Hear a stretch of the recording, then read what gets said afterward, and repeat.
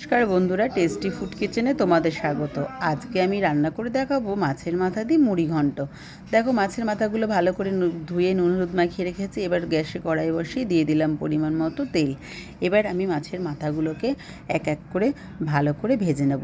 আর মাছের মাথাগুলো অবশ্যই কিন্তু বন্ধুরা তোমরা ভালো করে একটু লাল লাল করে ভাজবে, না হলে কিন্তু মাছের মাথা দিয়ে একটা গন্ধ আসে। তার জন্য মাছের মাথাটা যখন মাখাবে মানে ধোবে, তখন নুন হলুদটা একটু বেশি পরিমাণে মাখাবে, মানে নুনের পরিমাণটা না, হলুদের পরিমাণটা একটু বেশি দেবে, তাতে দেখবে গন্ধটা কেটে যাবে।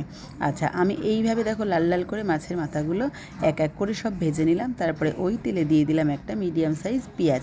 পেঁয়াজটা অল্প ভাজা হলেই দিয়ে দিলাম বেটে রাখা রসুন, আদা, টমেটো আর তার সাথে একটু জিরের গুঁড়ো। একসাথে আমি পেস্টটা রেখে দিয়েছিলাম বাটিতে, দেখো দিয়ে দিলাম। এরপরে আমি দিয়ে দেবো এর মধ্যে পরিমাণ মতো হলুদ আর পরিমাণ মতো লবণ আর একটু লঙ্কার গুঁড়ো। একটু ঝাল ঝাল খেতে ভালো লাগে, তো সেই জন্য একটু লঙ্কার গুঁড়ো দিয়ে দিলাম। তারপরে আমি দিয়ে দিলাম এর মধ্যে কিছুটা কাজু আর কিছুটা কিশমিশ। কাজু কিশমিশ দিলে কিন্তু স্বাদটা খুব ভালো হয়। অতি অবশ্যই বন্ধুরা তোমরা যখন মুড়ি ঘন্ট করবে মাছের মাথা দিয়ে, তখন কিন্তু কাজু কিশমিশ দেবে। তারপরে দেখো, মশলাটা কষা হয়ে গেলে আমি কড়াইটা নামিয়ে রেখে একটা ফ্রাই প্যান বসিয়ে তার মধ্যে 2 চামচ মতো ঘি দিয়ে দিয়েছি। আর ঘিয়ের মধ্যে দিয়ে দিয়েছি 50 মতো গোবিন্দভোগ চাল। হ্যাঁ, গোবিন্দভোগ চাল দিয়ে কিন্তু আমি আজকে করব মুড়ি ঘন্ট। তো এইভাবে গোবিন্দভোগ চাল দিয়ে কে কে মুড়ি ঘন্ট খেয়েছো অতি অবশ্যই আমাকে কমেন্টে জানিও। আর কে চিড়ে দিয়ে খেতে ভালোবাসো সেটাও জানিও। কে কী দিয়ে মুড়ি ঘন্ট খেতে ভালোবাসো সেটা অবশ্যই আমাকে কমেন্টে জানিও। দেখো, মশলার মধ্যে আমি কিন্তু গোবিন্দভোগ চাল ভাজাটা দিয়ে দিলাম, দিয়ে ভালো করে আবার একটু কষিয়ে নিলাম। এরপরে আমি দিয়ে দিচ্ছি ভেজে রাখা মাথাগুলো। আর ভেজে রাখা মাথাগুলো ভালো করে একটু কষিয়ে নেব। তারপরে দিয়ে দেবো পরিমাণ মতো জল।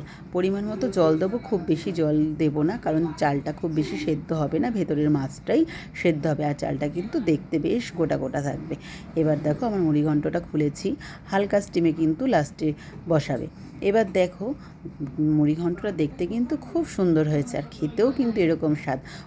আর উপর থেকে এবার দিয়ে দিচ্ছি গরম মশলা। গরম মশলা দেওয়ার পরে আমি এটাকে সাজিয়ে নামিয়ে দেব। তো দেখো, এইভাবে তোমরা বন্ধুরা অতি অবশ্যই তোমরা মুড়ি ঘন্ট করে খাবে আর আমাকে কমেন্টে জানাবে। আর যদি তোমরা ফেসবুক থেকে আমার এই রান্নাটা দেখো, তো রেসিপিটা দেখো, তো ফেসবুকের পেজটা তোমরা ফলো করে দেবে। আর ইউটিউব থেকে দেখলে একটা সাবস্ক্রাইব করে দেবে নতুন ভিডিও পাওয়ার জন্য এরকম রান্না। আর আমাকে কমেন্টে অতি অবশ্যই জানাবে তোমরা আমার রান্না তোমাদের কেমন লাগছে। থ্যাংক ইউ বন্ধুরা।